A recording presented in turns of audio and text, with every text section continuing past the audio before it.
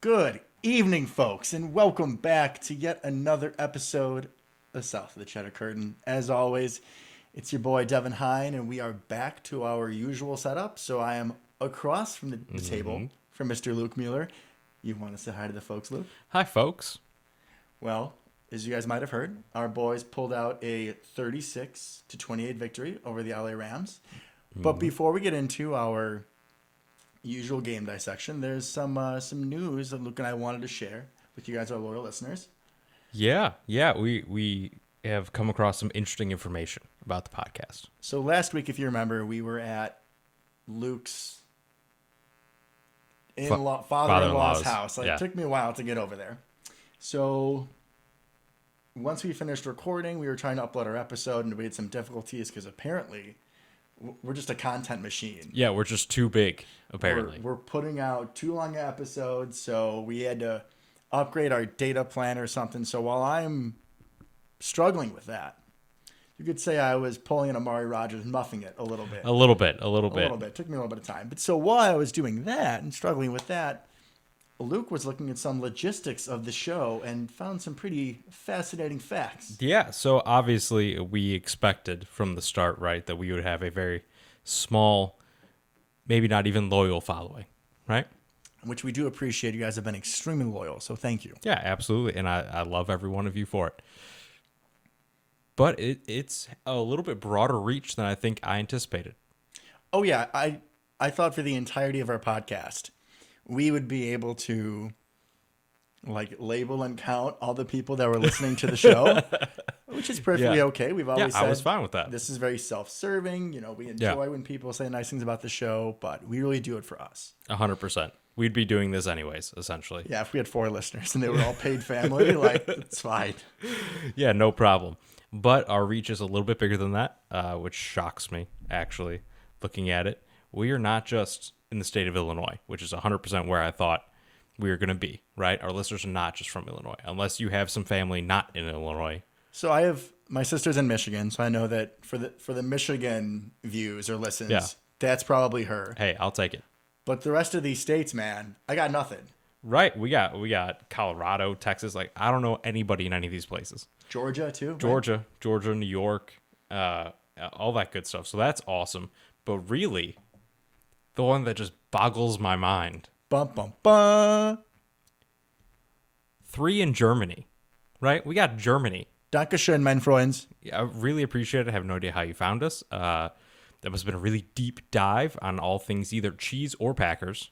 One of the two, right?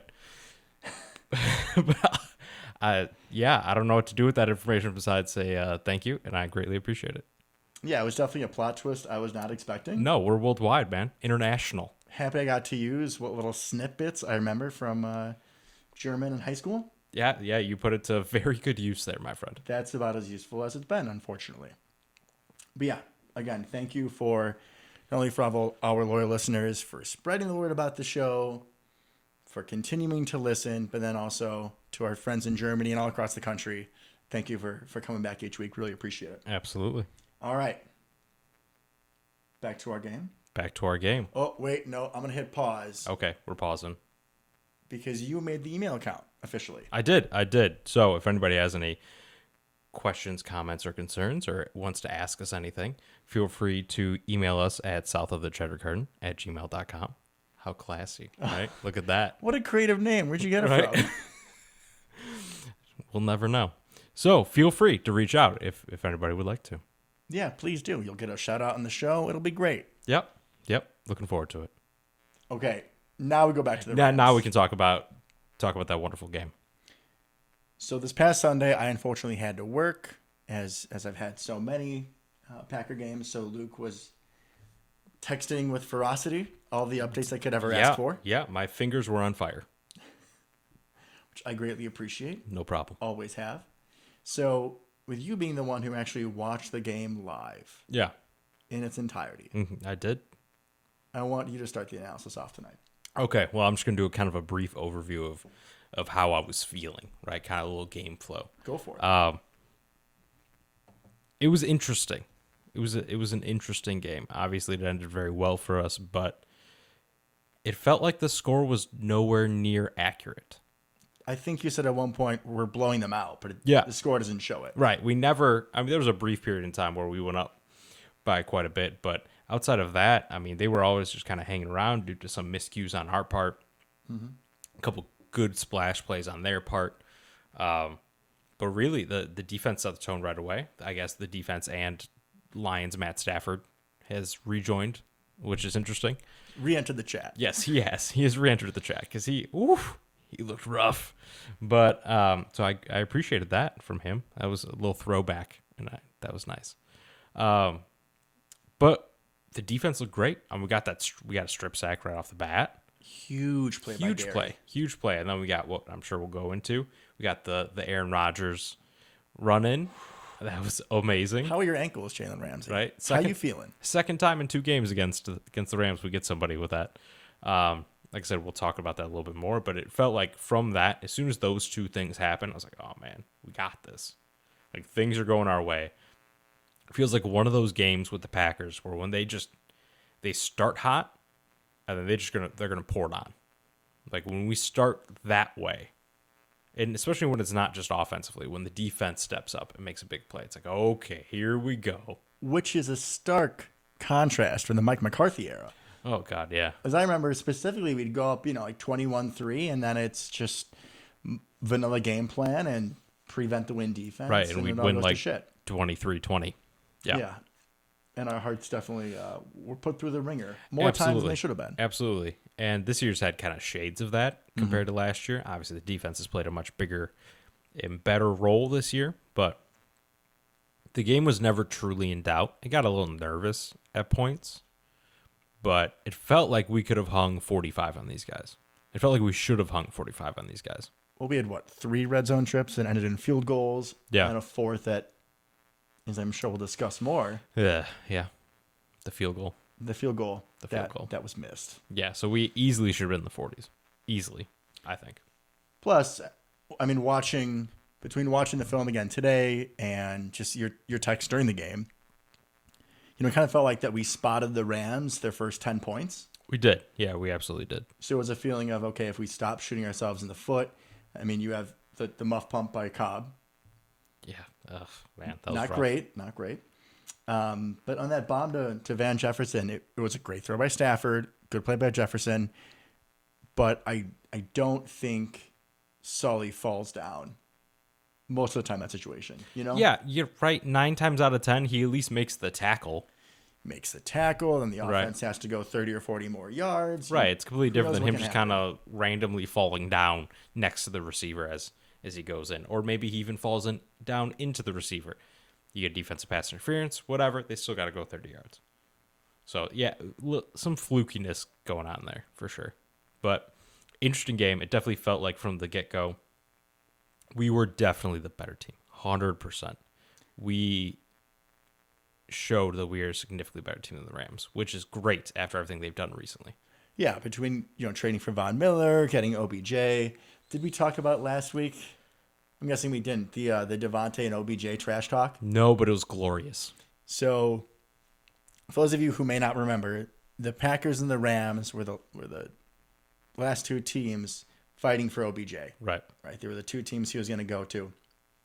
OBJ obviously chose the Rams. So this past week before the game,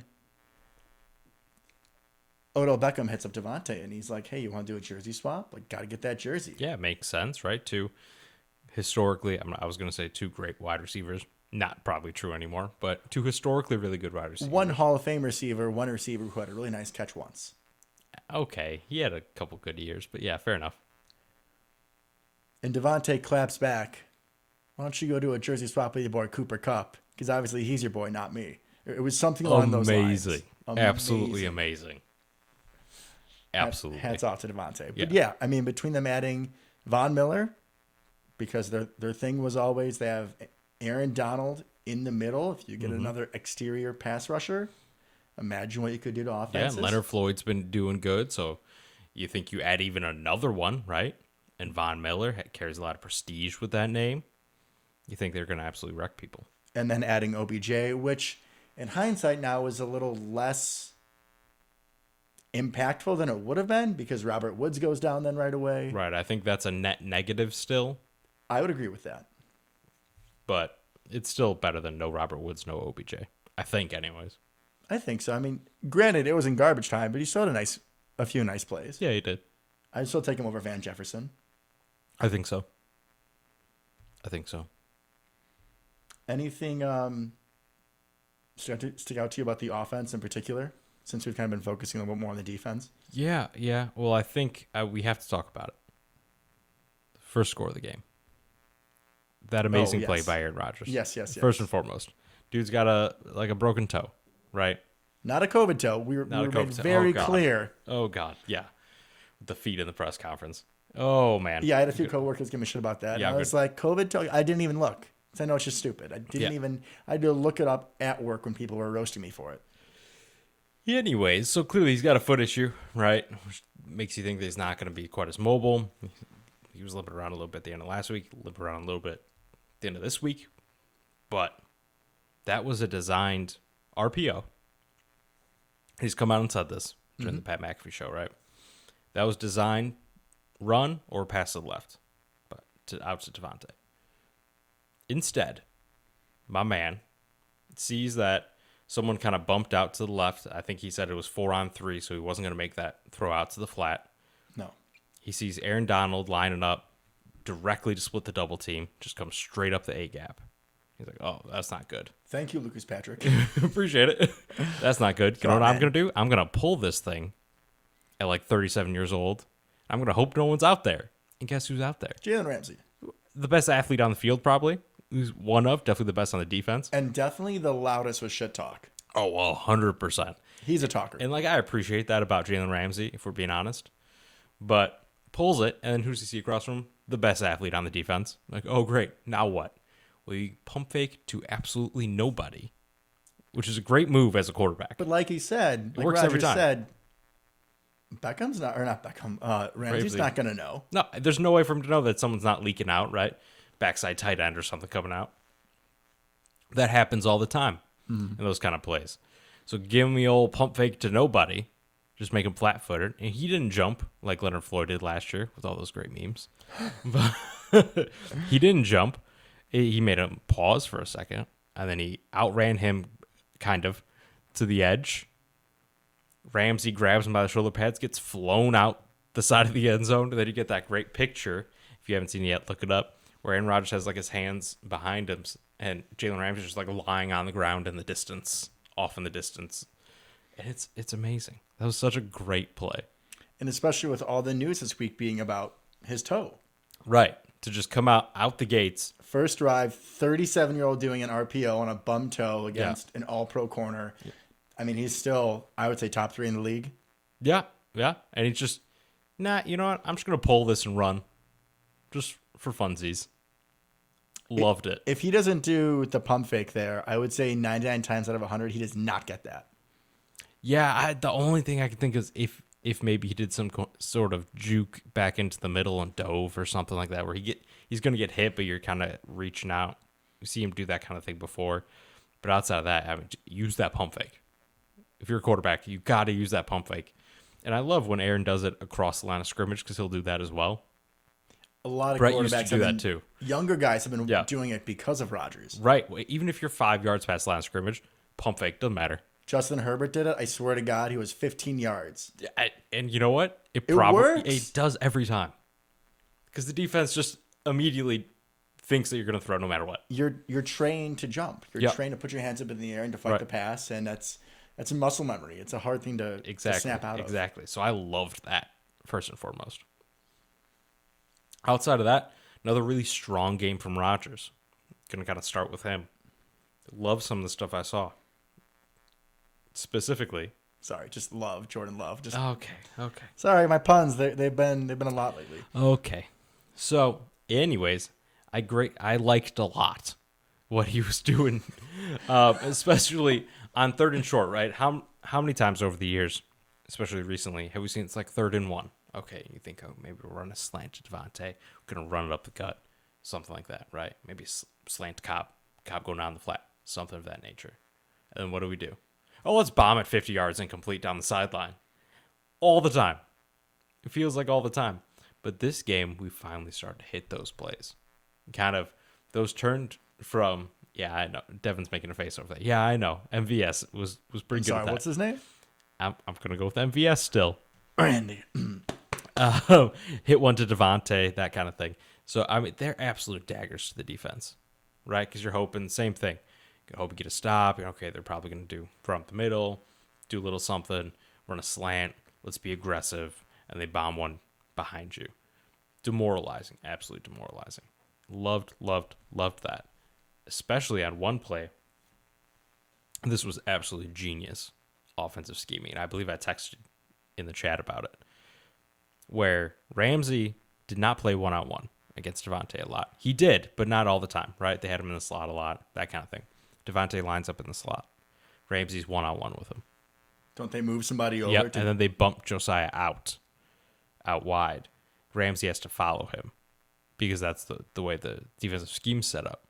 And LaFleur knows that. Which is just hilarious because, hey, Josiah had a nice game. He had a key fourth down, but it's still Josiah DeGuara, tight end, we're hoping does something versus the best receiver in the NFL. Like, who should Ramsey be covering? 100% Devontae. And then Devontae just whoops the guy. Goes deep on him. It was like almost like a fade. Yeah, from to the corner. Yeah, from the slot. I mean, it was absolutely beautiful. So loved that, taking advantage of what the defense is going to do in certain situations and getting your guy off of their guy. What do they always say with coaching? It's all about putting your guys in the best position to win, to make plays. Exactly. And then even when he was lined up against Jalen Ramsey, still beat him. Still beat him on a couple third downs, getting across his face. I think you used the phrase taking his lunch money or something. Yeah, I mean, he whooped up on Jalen Ramsey. He did last year as well. I mean, it's a good matchup for Devontae. And I'd be remiss if I did not mention, not only did Rodgers have a great game. Randall Cobb. Randall Cobb, first half MVP, easily. 95 yards, right? Like, he looked great. And that one play specifically, it looked vintage Randall Cobb. So as I said earlier, right, Luke is texting me updates. And for the play where Cobb went for 60 yards or something? Yeah. Just the way he said it, he was like, made many Rams miss. Just many Rams ended up on the ground on that play. Yeah, I was like, what are you talking about? They didn't really touch Randall. They just ended up on the ground. They hit each other. It was phenomenal. It made me really reminisce about the good old days with young Randall Cobb. That run after the catch. That Bears 2013. Absolutely. Or the comeback when Rodgers gets hurt and comes back in. I mean, those plays where Cobb just gets off script. Yep. Slithers through the middle of the field. God knows how. Cobb has never been the fastest guy on the field, right? But he just finds a way. He's got great vision. He knows when to cut. He's very agile. He is. And he'll just, like you said, slither. He'll just weave his way all the way down the field. I mean, it feels like someone that's a little bit older than everybody else are playing on defense. You just kind of outmaneuver everybody the whole time. You just never get touched. You're like, all right, yeah, I'm better than you. And he has that ability. It was great to see that. It was great to see him really step up.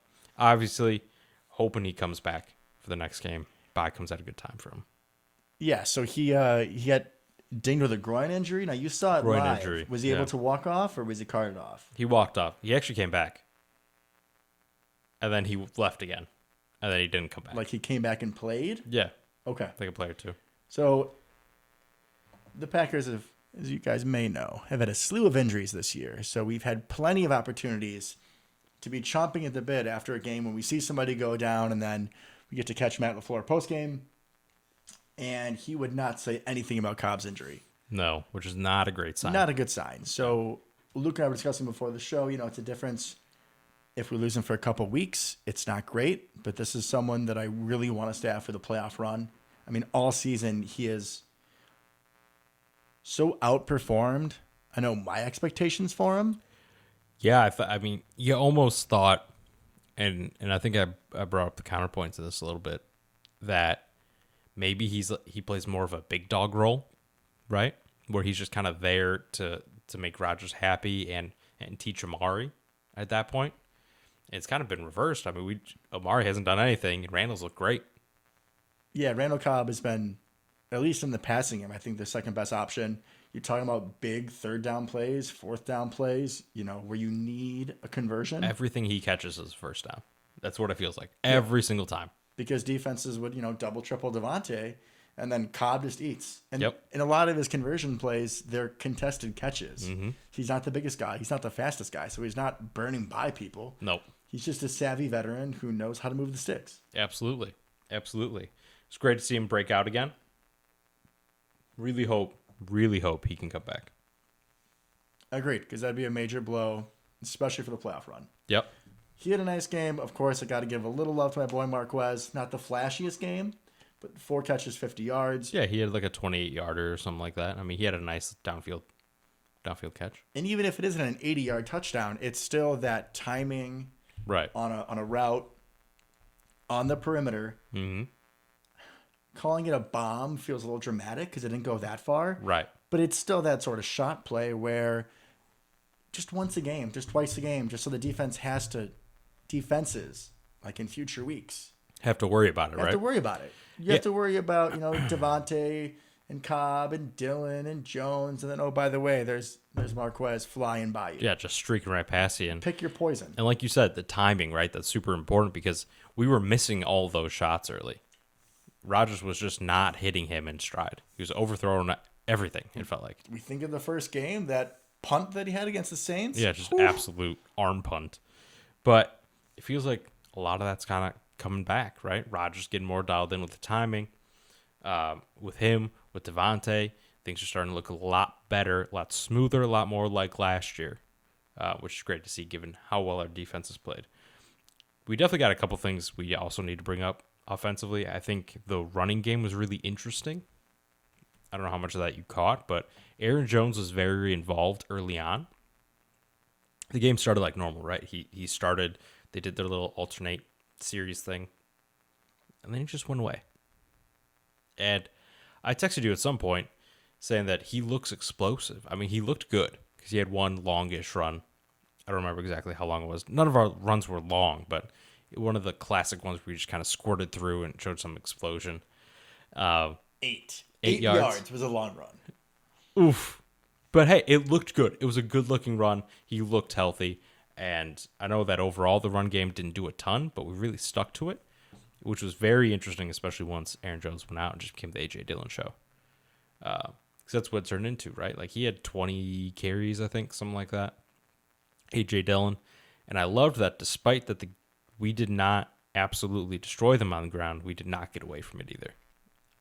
Precisely. I mean, teams in shootout games will often abandon the run. 100%. Which, as we've talked about in previous episodes, when you're facing good pass rush, when you have an offensive line that is... Yeah, I don't want to say suspect. I don't want to say outmatched, but right. Going into this game, we're definitely all worried. Aaron Donald, Von Miller, all these guys. And Elton's out forever now, and Jenkins, or not Jenkins, saying the same person twice. Bakhtiari isn't back yet. I mean, he plays every position, so you could just say him 5 times. You could. We would never lose a game if we had him in 5 spots. Josh Myers isn't back yet, so this offensive line, maybe suspect isn't the best word, but that's the one that I'm going to use. On paper, they are suspect, I'm sure. As we've talked about, a good way to help a offensive line to help pass protect better is to allow them to fire off in the run, right? So you have to keep them pushing forward. You keep the defense on their toes, right? At some point, then if you keep running the ball, maybe your opponent has to bring another safety in the box, so you don't have the 2 safety look. There's a whole slew of reasons that we've gone over a few times now, I think. We have. About why you need to keep running the ball. This is a great example of that. We had 30 rushes for a total of 92 yards. That's 2.9 yards a carry. That's not going to get it done. But like you said, I was so happy that we ran the ball. Yeah, we just kept doing it, and A.J. Dillon looked great. And there was that one play, I hope you saw it, where he destroyed Rapp, the safety. And that's the safety I really liked. Taylor Rapp coming out of college, really good, versatile young player, right? We thought we were going to take him. I wanted to. In hindsight, I like who we have. But we did. He was definitely something a lot of Packer fans were interested in. he just destroyed that young man. I mean, and he didn't have a huge run up. It's not like this was happening 20 yards downfield or anything. But props to Rapp for coming up and trying to make that tackle. But he got destroyed. Absolutely truck sticked. If we're thinking about Taylor Rapp, though, this is a guy that, as Packer fans, if we would want him, that probably means that what? He is good in coverage. Yes. He's not the biggest cat. So I'm not surprised that A.J. Dillon truck sticked him. It was glorious, though. But I agree. You have to give the kid props that he's trying to make that tackle. Just back to your point about Aaron Jones, I wonder, too, he was just back from injury. He's probably on somewhat of a pitch count. And with how well the offense was humming, even without big contributions from him or the running game in general, I agree with LaFleur's decision to, I don't want to say pull him, but kind of pull him rest of the second half. For sure. I just thought it was fascinating that they started like normal, right? It didn't seem to start on a pitch count. That's the interesting part. Like, I bet, if you looked it up, you probably get all 10 of those carries in the first half. I mean, he just wasn't in the second half. Maybe he felt a little tweaked, or they just decided they saw something and said, you know what, screw it. Let's just shut her down. It's not worth it. AJ's got this. Which is interesting that you said it was probably just in the first half, because there was no Patrick Taylor. It was just A.J. Dillon. Yep, that's it. That's all we had. However, we also had a lot of Randall Cobb in the backfield this game. That's something that I would be very, very remiss if I did not bring up, because that was a beautiful thing. It's something we've talked about. We keep expecting it to be Amari Rodgers. It just isn't. So clearly they don't trust him. It's like the reversed, right? Where you think that Amari Rodgers is the washed-up guy who doesn't have a big ceiling. Correct. Because Randall Cobb was coming in and doing all his things. And even better than just Randall Cobb was the fact that Randall Cobb, A.J. Dillon, and Darrell Henderson Jr., so sucked that one was the Rams, all scored on the exact same play. The Texas route, I believe. It was amazing. And I called that out during the game to my family that was here watching with me. And I was like, I loved this route of Madden. It works every time if you have an athletic running back, right? Even if you don't. I used to run with Eddie Lacy. Scored. Sir, what an athlete that man was. Eddie Lacy? He danced at 300 pounds. He danced in the China buffets, Luke. Hey. He did good things for us. We can't bash him too much. I can do a little bit of bashing, but let's pause and go back. Because we talk about our high concept stuff. Yeah. Our Packer plays. And I always like to, explain it to the folks a little bit. So for those of you who don't know what a Texas route is, it's usually run by a running back out of the backfield, usually in a shotgun formation. Mm-hmm. So it was Cobb once, and then it was Dillon the other time. And Henderson in between. It was a little sandwich. It was. So what happens is the running back, after the ball is snapped, runs towards the sideline. Mm-hmm. Like he's going to go out and just like a little running back flat route, right? Which happens all the time. So defenses, used to that look, and they're going to take him to the outside, and then he breaks back towards the middle and turns into almost like a slant. It's kind of a double move play. And it usually works pretty well because the linebackers are caught a step off, and they can fit it in. That's exactly what happened. It's a play designed to kind of get the ball 5 to 8 yards downfield, and then kind of let the running back, hopefully you're on a one-on-one matchup with the linebacker at that point, generally, and kind of make something happen. And all three teams ran it inside the 10-yard line, and it worked every time. Especially with Dillon, because he puts his foot in the ground, and then he turns in, and he's got some head of steam on him. What are you going to do about it? I knew he was getting in the end zone. Yes, you did. And thank you, because my fantasy teams appreciated it. Same here, man. I got A.J. Dillon, too. So, we love him as a player, but we'd be lying to you guys if we said we didn't extra appreciate his talents. Yeah, and honestly, we're owners of A.J. Dillon in multiple ways, right? I haven't got my plaque yet. Okay, so I'm a little suspect. Team owner and then fantasy team owner here. And on this should be team owner. I hope maybe team owner. I'm going to see if I can find a contact number and give them a call. Yeah, I think you should at this point. I got to know what's going on. Some other guys that didn't maybe have huge statistical games on offense, but I still think need to be mentioned. Josiah DeGuara, I want to say, was in the first half. He had that fourth down. I feel like you're just going to talk about him every week, regardless of what happens. I want him to do something, Luke. Okay. And he did. He had that conversion. And he did, although I did have to laugh. I caught that Joe Buck was like, and Rodgers hits Doguara of all targets. It's like, all right, Joe Buck. That was directed straight at you. Devin. What did Josiah ever do to you? Nothing, because he doesn't do Nothing. much in general. Okay. No, but hey, we love him. You love him. I was gonna say we love him. I'm not there I yet. don't know if I'd love him. I just want him to do something. EQ continues to look good in the snaps that he gets. Yeah. I think that if Cobb is out for whatever amount of time, that means that EQ steps up and he gets those snaps. I agree, and obviously, they're nowhere near the same kind of player, so the packages may be slightly different or whatever. But I would agree that I would expect his snap count to rise without a doubt. He's been playing hungry, man. Like I said last week, he's played playing good. with a lot of fire. He's looked good. He almost had a hell of a catch. I saw that, and like double covers, the ball was bounced around a few times. Would have been like a Sports Center catch for years. It would have been. It would have been. A lot of people out there talking about how maybe he should replace Lazard because Lazard hasn't been doing a ton. Yeah, I agree. I don't think we can necessarily take it that far, especially everything Lazard brings blocking. I was just gonna say Lazard is an absolute presence Yeah. in the run game. Like He is. He punishes people and he chips well. And it's not like that we've thrown the ball and he's had plenty of drops. Just because he isn't getting the ball doesn't mean his performance has dipped all of a sudden. Right. It feels like he isn't quite taking advantage of the opportunities like he did last year. However, I don't think he's a net negative or anything yet. Heavens no. No. It's like you have, Devontae Adams and Randall Cobb and MVS and Dylan and Jones. I was going to say both running backs who are very good catchers of the football. You got a lot of mouths to feed. You do. You do. And especially you design some plays like screens and whatnot to Alan Lazard's side because he's that good of a blocker. Correct. He's a team player. He's blue collar. I don't want to see any snaps taken away from him. Absolutely not. We also, before we get to defense, and we do need to get to defense, we need to give a little shout out to the O-line.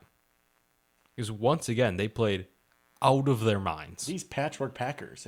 Patchwork Packers. I'm glad we got that straightened out, not We whatever back. you said the second time you said it. Yeah. It's interesting. It's really interesting. Let's play a little quiz game here. Okay. How many sacks did Aaron Donald have? 0. How many sacks did Von Miller have? 0.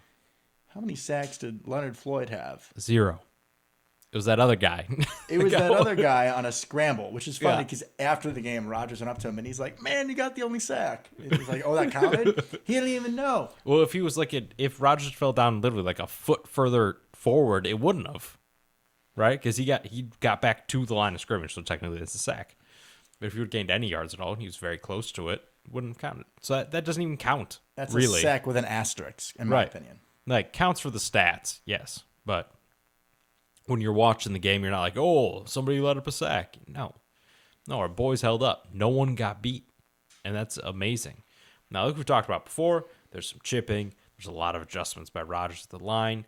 He calls protections, which is something that I think more and more quarterbacks are starting to. Used to be back in the day, you'd see a lot of centers like Jeff Saturday or something like that be calling out all the protections and slides and all that kind of stuff. But it's all Aaron. It's all him, which at this point makes perfect sense because you're just rotating young guys in front of him. He does such a good job of that, but also you don't want to take anything away from those young guys who are just playing phenomenal. After right the now. game, Rodgers said that he completely forgot that Yash was playing, which is the biggest compliment you can give. Correct, considering he was against Leonard Floyd and Von Miller the entire game. That's insane. And you're not going to get help from, you have Rush coming up the middle there and Donald with, I think the weakest spot is guard Yeah. and center right now, left Yeah, guard and 100%. center.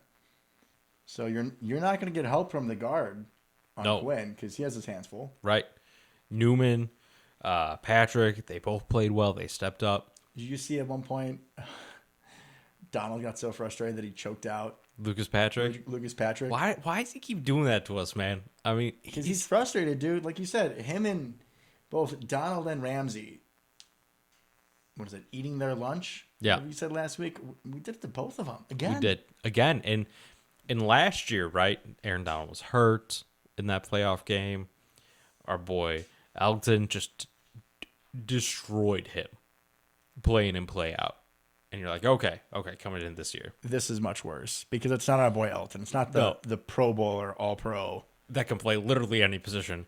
It's not Aaron Donald's hurt. It's him at full strength. It's our offensive line, who in theory, not great. I mean, we've been ragging on Royce Newman a little bit, right? In recent weeks, but he did fine. And Aaron Donald was going against him at least sometimes. Oh, I'm sure they lined him up exactly on to take advantage of that matchup. Exactly. I know I would. Yeah, 100%. And nothing came of it. So just great play from the offensive line. And honestly, it makes me kind of question what we're going to do going forward. Obviously, box our left tackle for as long as humanly possible. We have no idea what Elgton's going to do, realistically, where we're going to put him. Billy Turner's been playing great. But if you have a tackle who's playing as well as Yash is right now. Here's the thing. I think Yash can only play left. I heard that today. From Aaron Nagler of Packers Media, because I'm not going to be copywriting bullshit. I appreciate you crediting your sources as someone who went to journalism school. Appreciate that. Of course, man. Oh. And I'm sure that give it time, and they'll be shouting out to us too. Yeah, here's open. But long term, that's an interesting problem to have. It's a really good problem to have. It's a very good problem to have. But, when his contract's up, what do you do? Are you going to be able to re-sign him as a backup tackle? Yash? Yeah. I think it's going to be tough, especially because someone going to watch this tape and be like, no, he is my left tackle. Someone is going to pay him money. I would think so. If he was a swing tackle, I could potentially see us trying to give him some money, right? And Yashim's like a really humble guy, so I could see him within reason taking a pay cut to stay with the team. Maybe he takes over after Billy Turner leaves. He's been playing great, though. Like, everyone logically is just like, let's put Elgton at right tackle because you want your tackles to be as strong as possible. Billy Turner's been playing the best football of his career. We're not going to move him. Yeah, someone was saying that today, too. Like, we should move Turner back to guard. And I was like, no, he is much better as a tackle. Yeah. Let Elgton just eat everyone's lunch as a guard and center right now. Maybe you play him at center. Elton? Yeah. No, because I think Josh Myers was money before. But until Josh Myers comes back. Josh Myers is coming back before Elton is, bro. True. Elton is done for the season. True. Did you forget? Yeah, I got too excited about Elgton. That's my bad. About Elgton. Oh, yeah. Yeah, I got too excited. No, that's next year. That's next year's excitement. That's something that is a concrete thing that we can be excited about for next year. We can. I mean, this offensive line, I don't know what we're going to do with all these great pieces. Good problem to have. Good problem to have. Can I tangent there for a second? You can tangent. I was saying that that's something that we can solidly look forward to. Yeah. For next year. For a couple of weeks now, a part of me has been really wishing that it was just the playoffs already. Yeah. Because it feels like every game somebody else goes down. We're hoping Cobb isn't done for the season, right? I imagine he's not, but you don't know. But it seems like every game somebody gets hurt. Thankfully, Savage is okay after that cheap shot in the onside kick. It's ridiculous. Just some absolute bullshit. If you guys missed it, I guess I wouldn't say go watch it, but Savage got helmet to helmet speared. He got destroyed. When the game's like out of reach. And even if it wasn't like that, that is not going to help you recover that kick. No, I would like to say, be a little bit more aware in those situations. You know what they're doing. That dude's job is to come and destroy you. Yeah, I didn't love Savage being there. No. I guess Amos was too, though, because you have to have people that are not, well, I guess Vernon Scott isn't even playing. I love Henry Black, but I don't know if I trust him in that spot. I definitely do not trust Henry Black in that spot. So while part of me wants it to be the playoffs, and so we stop getting people hurt. Guys, this is other, possibility of this dark cloud of next season. Mm-hmm. Where we don't know what's going to happen to Aaron. We don't. We're in salary cap hell. I mean, it kind of goes one of two ways, right? I think where Aaron goes, Devontae goes. Yeah, I was just going to say that. So if we lose both of them, then we might have enough salary cap to keep a lot of our guys, to keep a lot of the team around Jordan Love and build for the future. Like we might be able to keep Campbell, and now we might have to keep Rasul Douglas. Cornerback out of the blue, Rasul Douglas. So there's also that thought in my head about we don't know what's going to happen next year. No. There are going to be some definite hard changes either way, which are going to result in a lesser team going forward. And I'm not trying to sit here and say that to be a Debbie Downer. I'm trying to point out that we need to be enjoying this while we can, because I doubt we're going to have the same success next year. Yeah. Yeah. Oh, did I just kill the vibes? I'm sorry. Yeah, a little bit. You just kind of made me very sad all of a sudden. But I don't think you're wrong. Glass half full, bro. We gotta be enjoying it. Enjoy the now. Enjoy the now. I mean, that's a good metaphor for life in general. You're welcome, South of the Cheddar Curtain, Packers content, life coaching ideas. You're welcome. We're here for you, people. Be here now. Be here now. Be in the moment. Be present. Be part of Aaron Rodgers' book club, and you would get that reference. That's one of the books in his book club. You read? Yeah. No, when? Since when do you read? Since I was a child, like most people. Did you actually read the book, or was that the title of it? No, that was just the title of it. So, did you read any of his books? No. I don't think I ever said I did. This is another instance where the fact that this is not a live video feed really doesn't do the show justice, because I am looking away disparagingly, a little disturbed as well. You're acting like you read them, and I know you didn't. Well, no. I know I didn't read them, but I'm not coming over here as Captain Judgment like, oh, if you read the books, you would know, Devin, like you did. It was a little Easter egg. A little Easter egg. Just not for Devin. Not for Devin. I digress. Okay. Yes, I'm sorry. Back to my depressing take. You were saying. Yeah, so that's something I don't want to think about, first and foremost. But also, I agree. We need to focus on what we have, because we don't know how long we're going to have it. I think that's something that really hit home for a lot of people over this last offseason.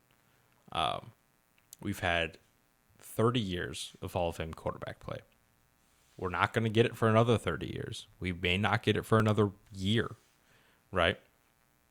So enjoy what we have. Should I look up to see how old Matt Flynn is? Maybe he can come back and do something nice for us. Okay, calm down. But, so yeah, we have to enjoy what we have. And to be fair, though, this team is only as good as they are because of pieces that we didn't think were going to be as good as they are. I was just going to jump on that. So, Campbell, great example. Rasul Douglas, great example. Rasul mother flipping Douglas. God, he's so good. How about this guy, right? You know, you think that after that play in Arizona, that, you know, he's already a legend for the season, right? Comes in against the Rams. We've talked about matchups, right? Rasul's a little bit of a bigger corner, a little on the slow side. Mm-hmm. So you're playing the Cardinals, like, oh, AJ Green's an easy matchup. If we play the Bucks down the road, 6'3" Mike Evans, easy matchup. It's easy, you know, where are you going to put him?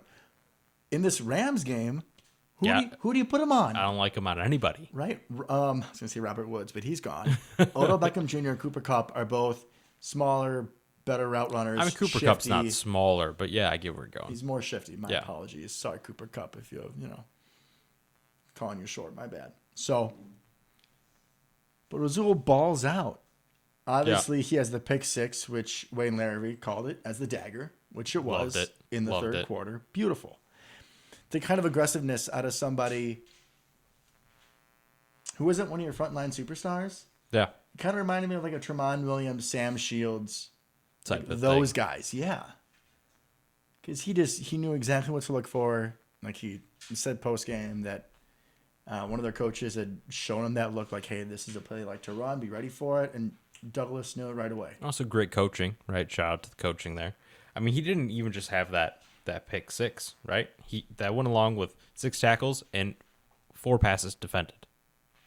That's really Which is impressive. a lot. 4 passes defended, folks, is a lot. And he had a great one over the middle on kind of like a diving reach around thing. He played really, really well. He did get burned that one time, right? He did get beat deep. I would like to see the defensive play call on that one. I'm guessing it was like cover one. So they go right back to him. Yeah. With like a sluggo, right? Where it was not even a sluggo. It was like a sit, almost like a curl route. And then send Beckham back up. And that was the curl part was the part where he got the pick six on. So then you play fake it and then Beckham goes. Amos got beat on that as well. He bit Yeah, I was a little confused by Amos biting so early on that because if it was that route, Douglas had it covered. Yeah, he's right there. So you don't need to have two people bite on the same thing. Whatever. It is what it is. It is what it is. It was garbage time. As we were saying before the show, I mean, Matt Stafford is the greatest garbage time quarterback that we have ever seen in our lives. So when he threw for another touchdown or two before the game ended, I wasn't upset. It's what he does. 100%. I mean, just looking at him, his stats are very similar to Rodgers. But if you watch the game, he played nowhere near the level of Aaron Rodgers. Before the blown coverage pass to Beckham, he had like 170 yards passing. Yeah. They all Very came pedestrian. at the end. Oh, and by the way, in the 170 yards, 65 of them were to the Van Jefferson fall down coverage play. By Sully, yeah. Yeah. I know they're the sexy team, the NFC, because they added all these pieces, but they're just not cohesive. No, it's just not working right now for them. Do I expect them to get it together and then still be a formidable foe for the playoffs? Absolutely. Of course, because I'm not going to sit here and talk a lot of shit, which, oh, by the way, might be why we won. Because I made sure at the end of last episode I was very, even keel about my prediction and whatnot. Because I appreciate that. Obviously, all the Packer players listening, All of them. all the players that listen to our show, I mean, the other teams must use it for like bulletin board material. Clearly. I'm sure that's what it is. Devin. Chris Hogan before the Saints game, that little bastard. I'm going to go off on him now. And that he did. He did. Much nicer. He did. Much more calm with my This is working predictions. a lot better for us. I appreciate that. It is. It is. So, Rasul Douglas Played great. played his heart out. I mean, even Rashawn Gary only had one sack, but that strip sack of Stafford in the first It was quarter huge. was amazing.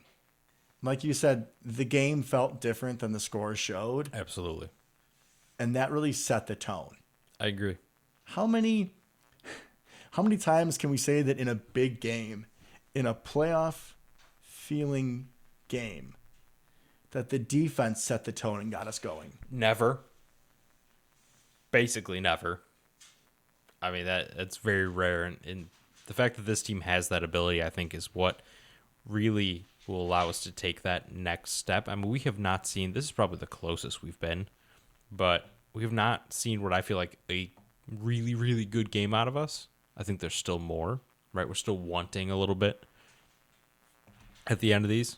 This has been close, but I think we still have an extra gear. And I think the defense being able to kind of carry us through the times where we don't have that offensively is why this team is so much more well-rounded than we have been in the past, and I think why I'm so excited for the future. I also want to point out how well Kenny Clark and Amos played. Amos had that bad beat, but he also had an absolute incredible stuff on 4th and 1. In the first quarter, Oh right? my God, that To was give us huge. the ball back? To give us the ball back, and that was when they went for it on 4th down on like the 30-yard line. Yeah, that was a little questionable. Yeah, a little questionable, but Amos just came up, out of nowhere. Just loved it. Loved it. Stopped him cold.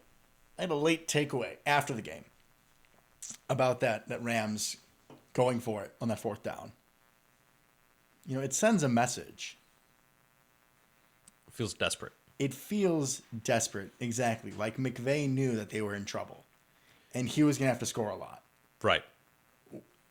I mean, you can silver lining it and be like, oh, no, it's because I have so much faith in my offense. Like, bro, no. Like, that's not. Not on the 30-yard line in the first quarter. No. He knew he was in trouble, which, as Packer fans, I think has to be really encouraging for us. I agree. And this is now, the second time in a row that Kenny Clark has outplayed Aaron Donald head-to-head. That's something, obviously, there's going to be a lot of Stafford Rodgers, all that kind of stuff. But Kenny Clark played really well. And he makes such a difference when he's making impactful plays up the middle. He won't have the numbers for it, No.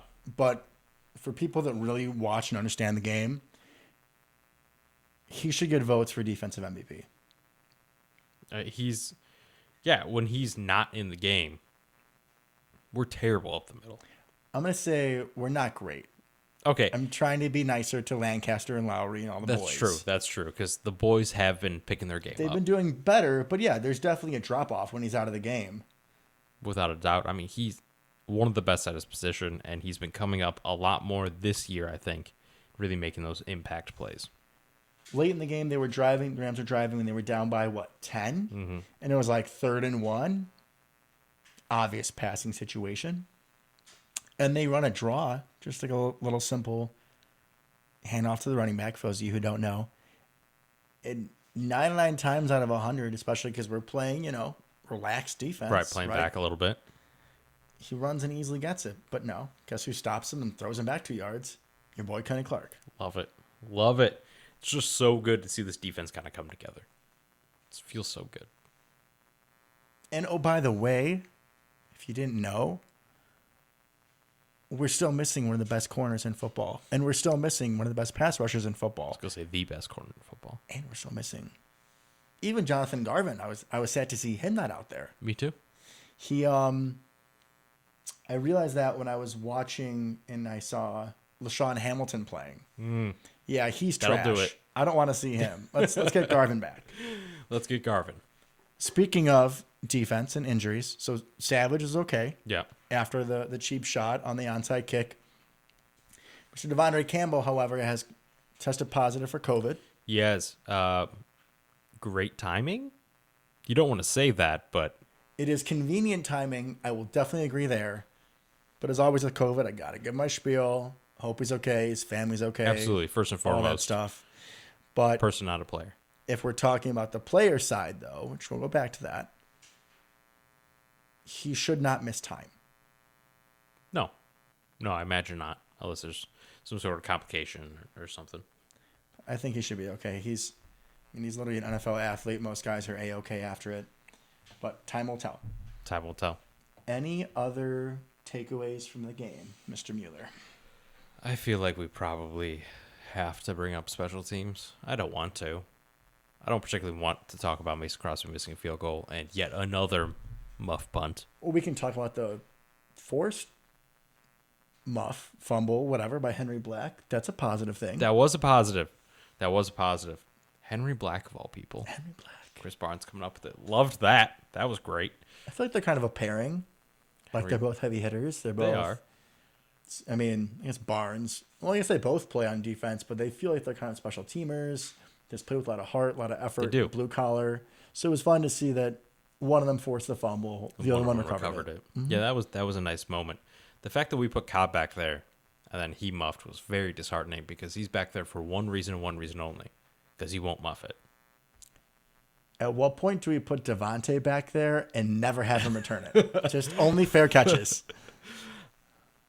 You know what? I joke to my family, just don't put anybody back there. Block it. Go for the pump block every time. And honestly, it feels like that may be a better option because regardless of who's returning them, it feels like we're starting with the ball on our own 10-yard line or worse every single drive.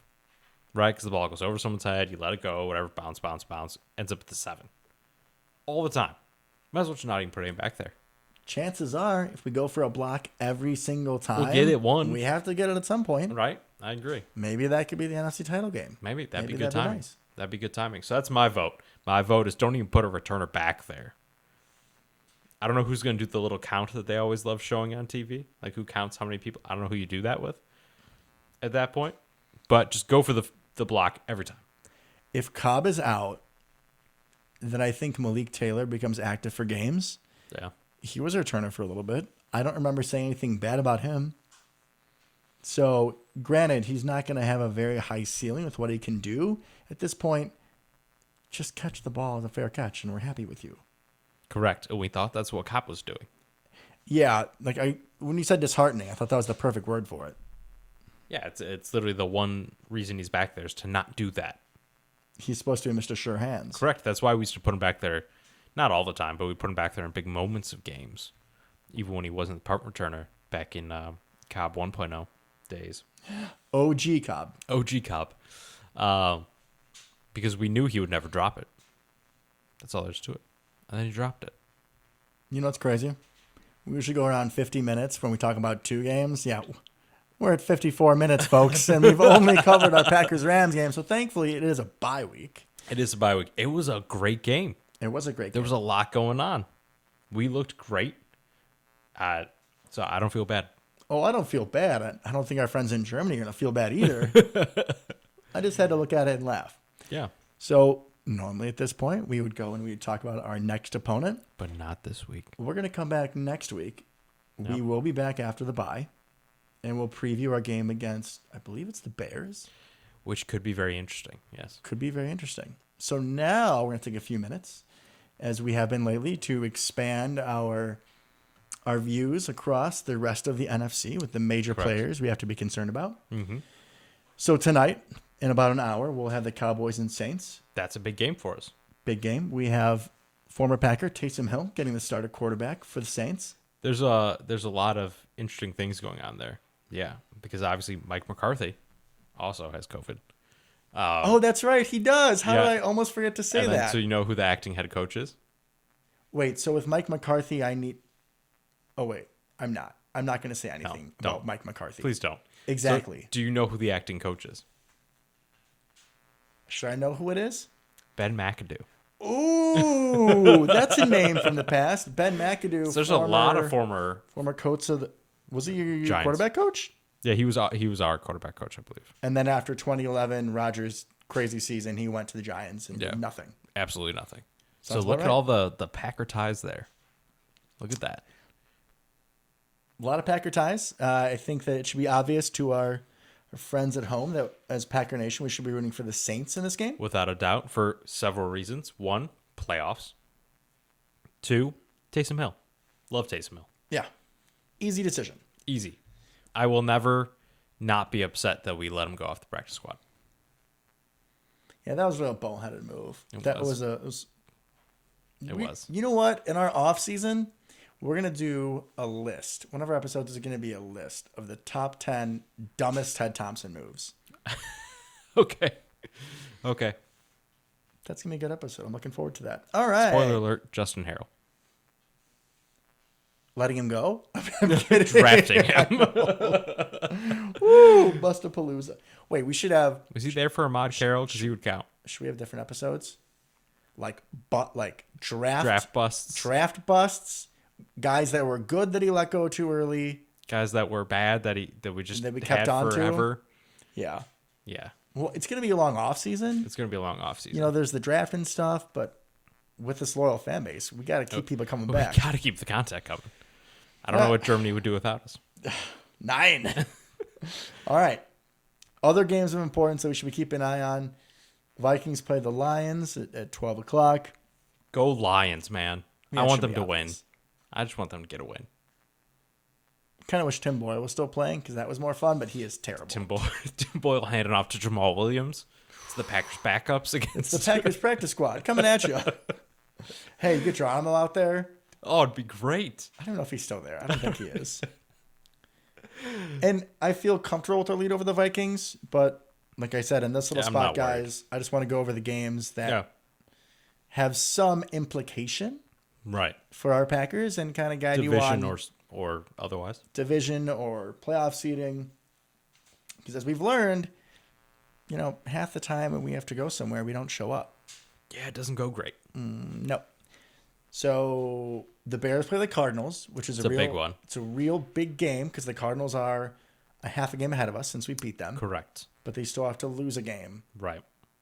They have to lose when they have to keep winning. Right. Kyler Murray's probably back, which I think may bode well for who they're playing because the Fighting Colt McCoys were definitely something. They were undefeated. They were. And if we remember, the last time Kyler Murray played against a certain Green Bay Packer team, they took the L, didn't they, Luke? Exactly. So Colt McCoy is the better quarterback, is what we just learned. Yeah, kind of crazy. The Cardinals are better without Colt McCoy or without Kyler Murray. and DeAndre Hopkins. Weird. Okay, we don't actually believe that, No, folks. We're absolutely being not. sarcastic, just to be clear. The Fighting Colt McCoys will live on Such forever. a good name. I love it. And McCoy's just like a Western name, like an outlaw, you know, Yeah. and they're out there. His name's Colt, went to Texas. Like it's perfect. Wonderful. Absolutely perfect. So I guess, yeah, we got to root for the Bears. And I'm trying to rationalize this. by not just playoffs, right? Because sometimes Okay. that's not good enough for me in my heart. Well, it's good enough for me, but go on, Luke. Tell me more. I want the Bears to do terrible, right? That's always the goal. So, but that doesn't always necessarily mean wins and losses. Sometimes a win can be a bad win, right?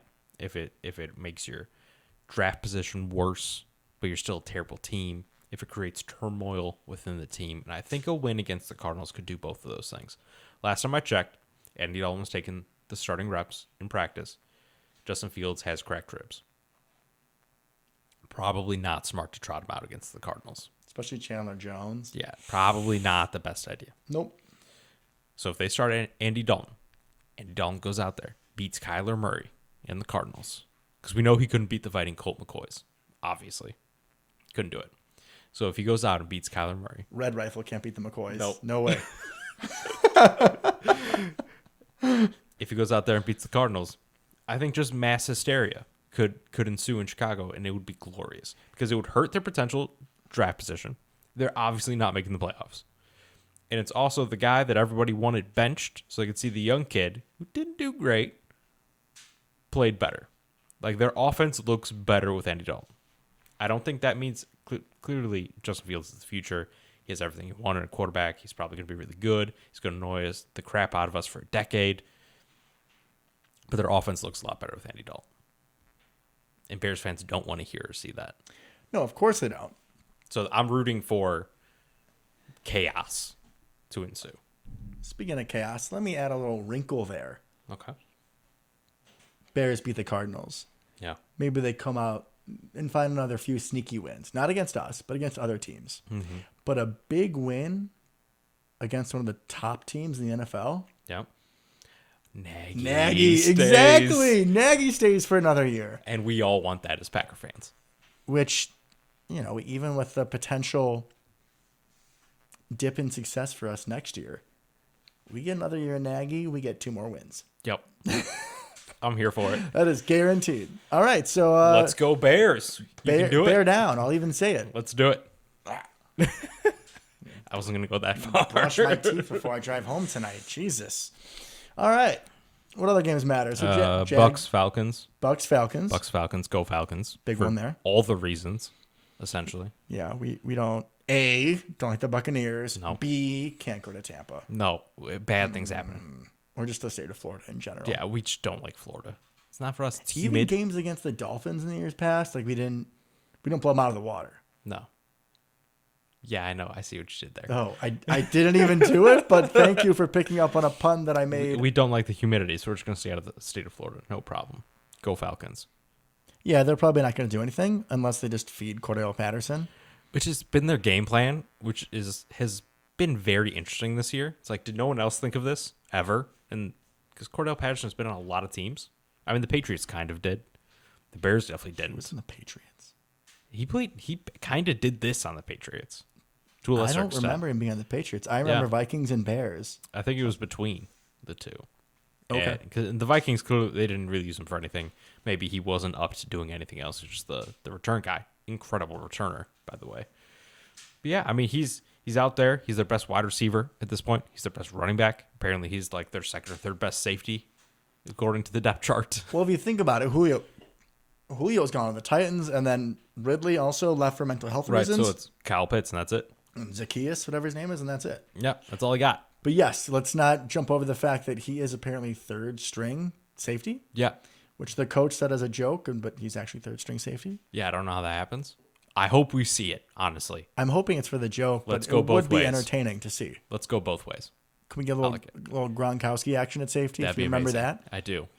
It'd be amazing. It's hilarious to watch. It was. I feel like Cordell Patterson may be a little bit better. The reference for those of you who are having no idea what we're talking about, was it 2 or 3 years back when Gronk was still playing, when Tom Brady was still on the Patriots? Yeah. They had a barn burner against Miami, and with like 7 seconds to go, it was a Hail Mary attempt, but it wasn't a Hail Mary. It was like a lateral game for the Dolphins.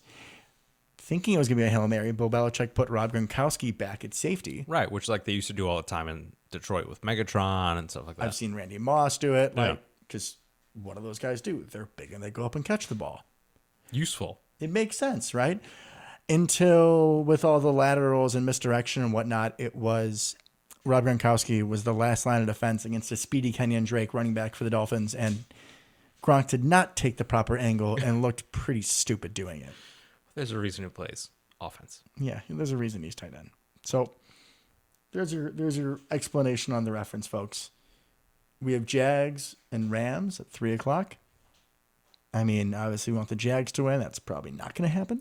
Probably not, but they beat your Bills, so anything is possible. 9-6. Why do you have to say unkind things? It was just Josh Allen was Josh Allen, man. He was all messed up. He's like, I'm playing myself. I'm so confused. He was definitely the worst one there.